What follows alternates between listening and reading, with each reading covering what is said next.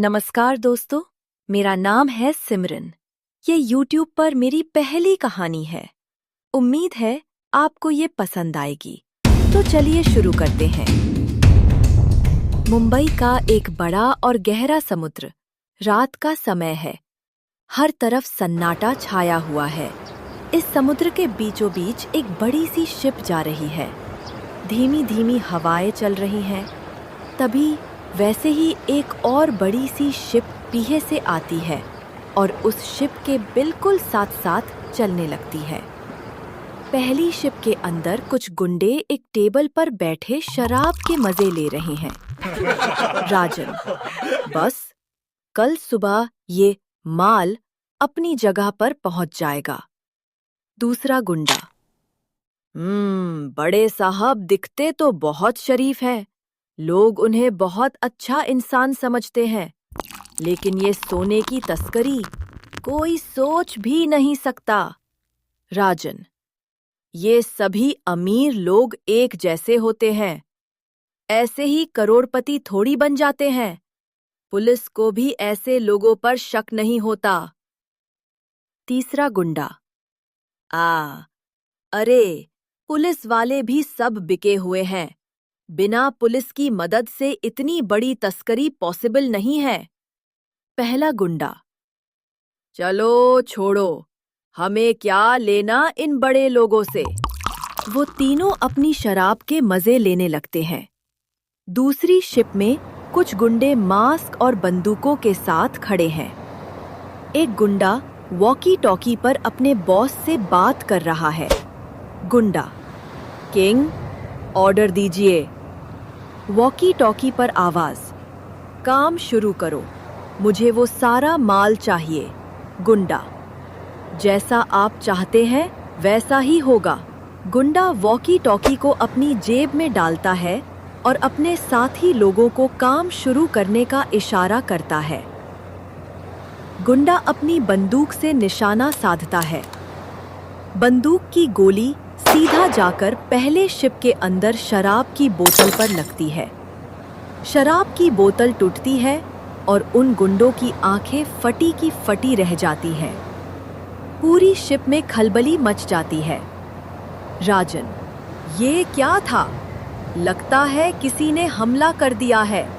जल्दी अंदर से अपनी बंदूकें लाओ। दूसरी शिप के गुंडे मशीन गन से ताबड़तोड़ फायरिंग करने लगते हैं। पहली शिप के लोग गोलियां लगने से गिरने लगते हैं।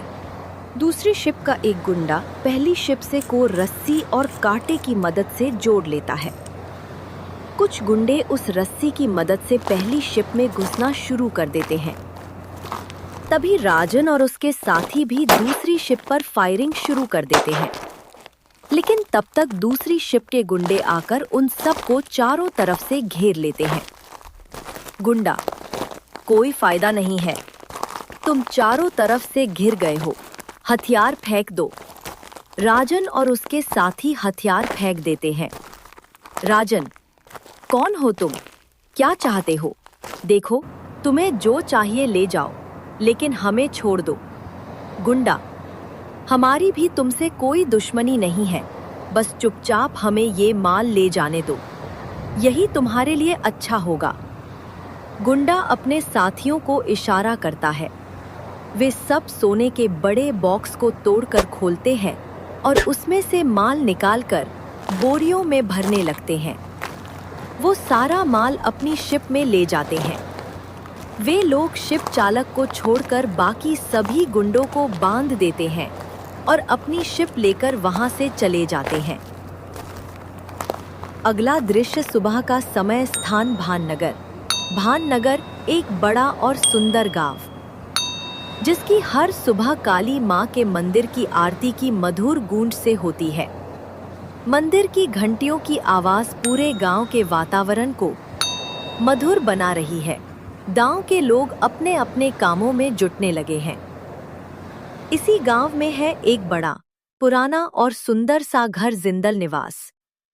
जिंदल निवास में एक लड़का, सार्थिक उम्र 23 साल, जिसकी 6 फीट हाइट, गोरा रंग, नीली आंखें हैं। वो अपना सामान पैक करते हुए फोन पर किसी से बात कर रहा है। सार्थिक, अच्छा ठीक है, मैं मुंबई आ रहा हूँ, बस निकलने ही वाला हूँ।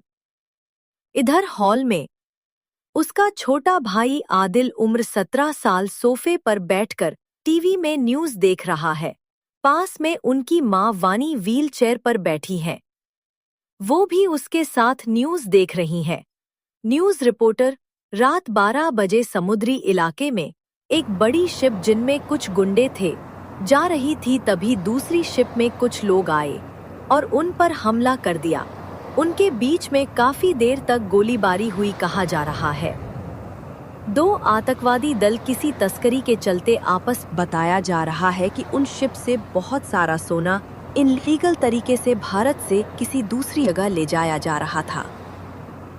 एक शिप पुलिस के कब्जे में आ चुकी है और उनके गुंडों को हिरासत में ले लिया गया है, पर दूसरी शिप रातों रात कहां गायब हो गई कोई नहीं जानता। तभी सार्थिक अपने बैग के साथ आता है और खड़ा होकर न्यूज़ देखने लगता है। न्यूज़ रिपोर्टर, पुलिस बल और लोगों का कहना है कि शायद वह दूसरी शिप उसी की थी, जिसके आने से मुंबई और क्राइम वर्ल्ड में बहुत बड़ा बदलाव आया है। या यूं कहें कि 2 सालों में कोई इस क्राइम वर्ल्ड का बादशाह बन बैठा है। पुलिस और हमारे स्पेशल आर्मी ग्रुप के कमांडो उसकी तलाश कर रहे हैं। कुछ बड़े गैंगस्टर और लोग उसे क्राइम किंग के नाम से बुलाने लगे हैं। कहा जा रहा है कि वो मुंबई के बहुत सारे अमीर लोगों को अपना निशाना बना रहा है, जिससे लोगों में काफ़ी दहशत बनी हुई है। सार्थिक, पता नहीं कौन है ये क्राइम किंग और क्या मिलता है इसे ये सब करके। इसकी वजह से मुंबई में क्राइम रेट बढ़ता जा रहा है। रानो, बाबा भगवान बचाए ऐसे लोगों से। सार्थिक, सही कहा आपने। इन लोगों की वजह से हम जैसे आम लोगों का मुंबई जाकर रहना मुश्किल हो गया है। अच्छा माँ, अब मैं चलता हूँ। सार्थिक माँ के पैर छूता है। आदिल, भैया कुछ दिन और रुक जाते। सार्थिक, नहीं, पहले ही काम और जॉब से बहुत छुट्टियां हो गई हैं। रानो टिफिन लाकर। लो सार्थिक बाबा, आपका टिफिन, रास्ते में कुछ खा लेना। सार्थिक, थैंक यू रानो आंटी। वानी, सार्थिक इधर आओ। सार्थिक माँ के पास जाकर उसके पैरों के पास बैठ जाता है। वाणी, ध्यान से जाना, अपना ख्याल रखना। मुझे तेरी बहुत चिंता होती है। सार्थिक, क्यों माँ, आपका बेटा अब बड़ा हो गया है। वाणी, तू तो वक्त से पहले ही बड़ा हो गया था। तूने कब अपना बचपन मारकर सारी जिम्मेदारियां अपने ऊपर ले ली पता ही नहीं चला। मैं तुझे वो खुशी नहीं दे पाई जो हर बच्चे का हक होता है। मुझे अच्छा नहीं लगता कि तू कॉलेज जाता है, फिर हमारे लिए जॉब करता है, फिर रात को पढ़ाई करता है। सार्थिक, माँ, आप ज्यादा मत सोचो, मैं सच में खुश हूँ और घर का बड़ा बेटा होने के नाते ये मेरा फर्ज भी है। वाणी, मैंने जरूर पिछले जन्म में मोती दान किए होंगे जो तेरे जैसा बेटा मिला।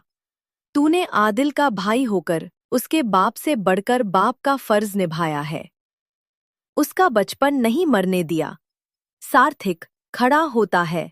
अच्छा, अब मैं चलता हूँ। आदिल गले लगते हुए, भाई प्लीज जल्दी आना, आपकी बहुत याद आती है।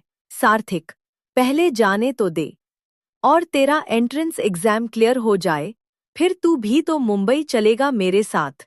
वानी, तो मैं यहाँ अकेली क्या करूँगी। सार्थिक, माँ आप भी चलेंगी मेरे साथ।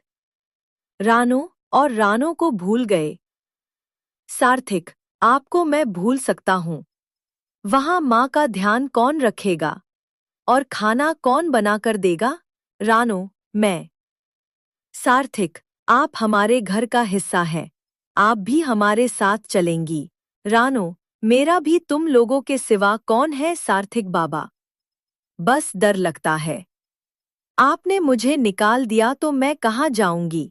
सार्थिक, ऐसा तभी नहीं होगा। अच्छा, अब मैं चलता हूँ।